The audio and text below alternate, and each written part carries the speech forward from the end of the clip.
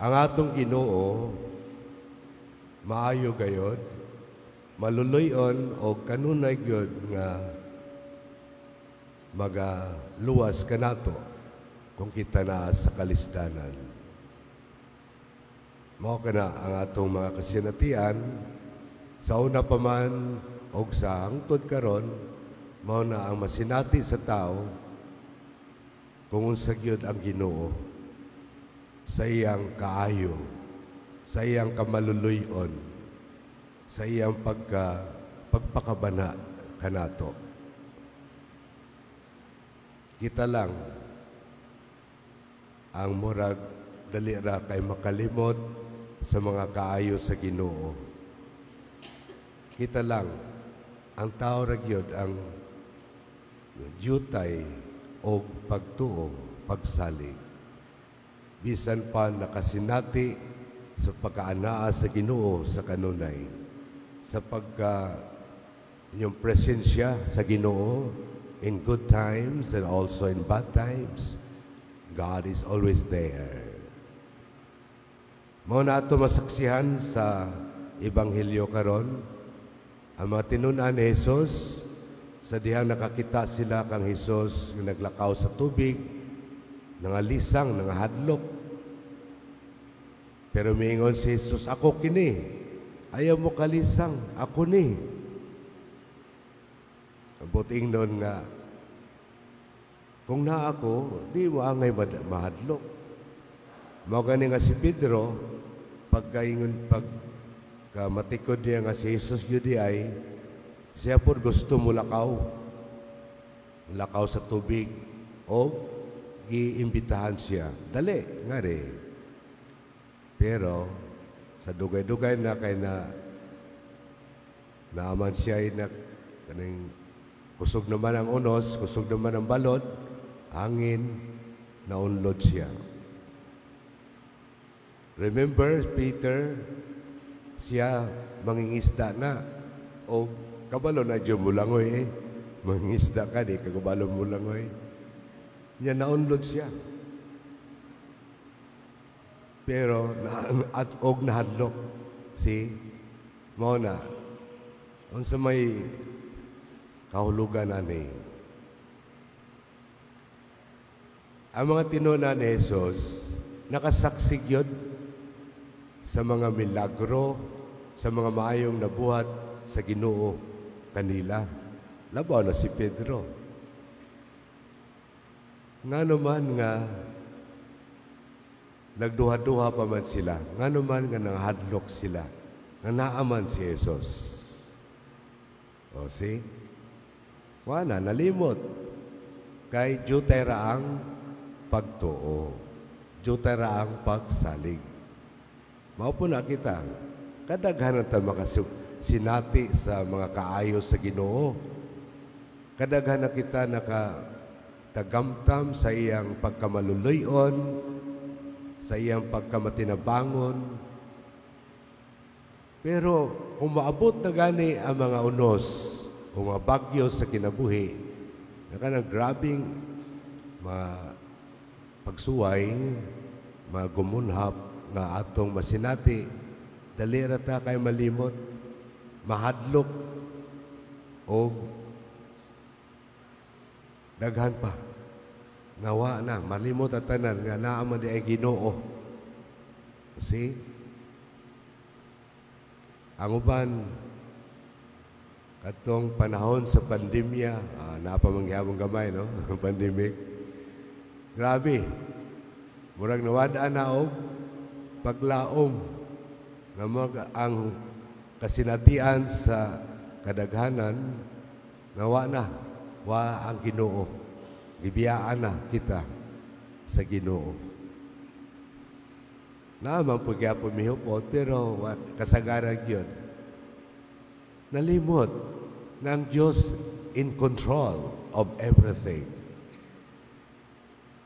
Muna kita, dali rin yun ta kayo mawadaan og paglaom, mawadaan og kadasig. Kay, usarag yun ang tubag ana. Ang atong pagsalig o pagtuo sa buhi nga Diyos jutay ra kayo. Gamay ra gyud. Talandogon ba? See?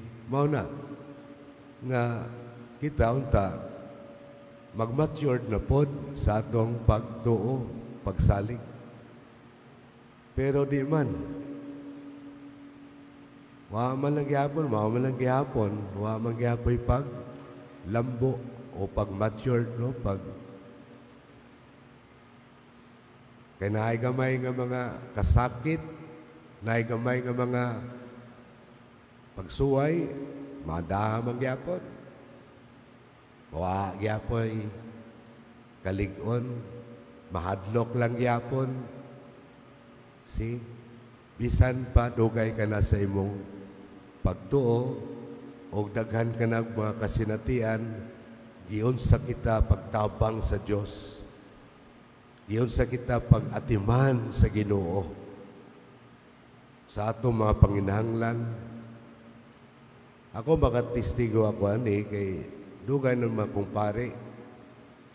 Mga 30 na lang tamis ko na.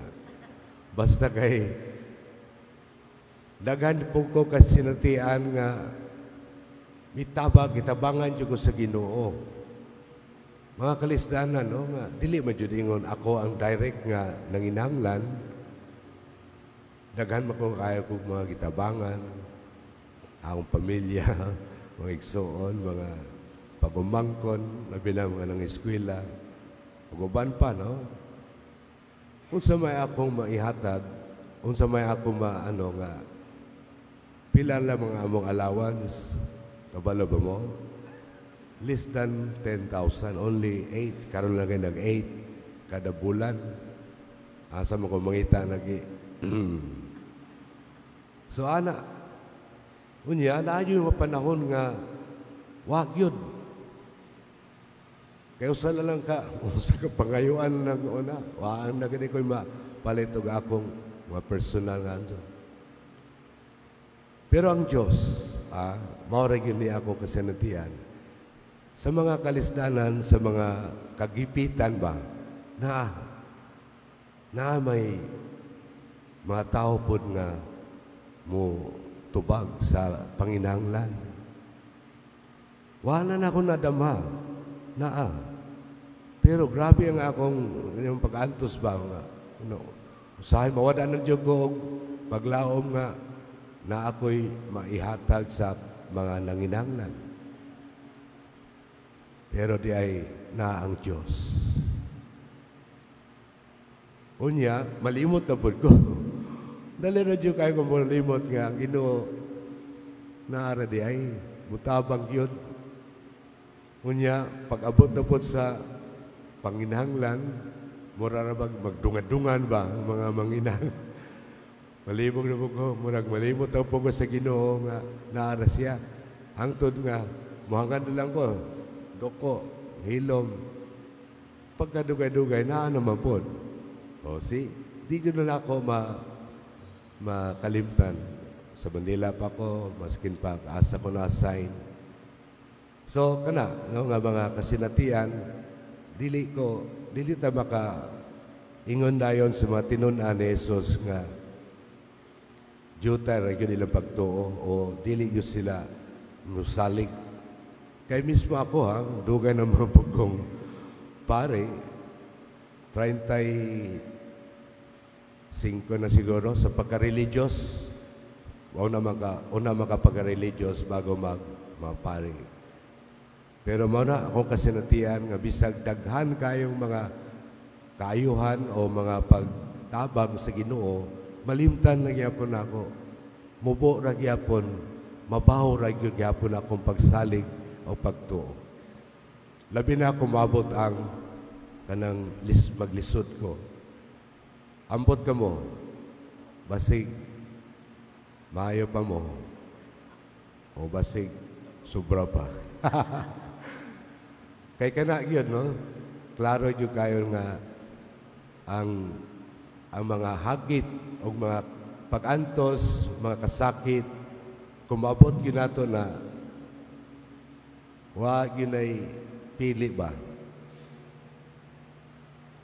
Mo gani nga mo gamit mo kuan lang jud ta, no?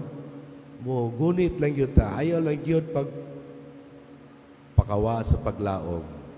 Bisan pa nagalisod na ang Dios, gunit lang, piyong lang mata. Padayon lang jud og salig og pagsunod sa Ginoo.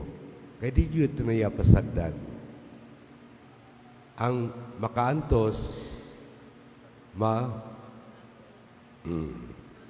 ang makaantos masantos, ang dili makaantos mamotos. Kay mo give up na, no?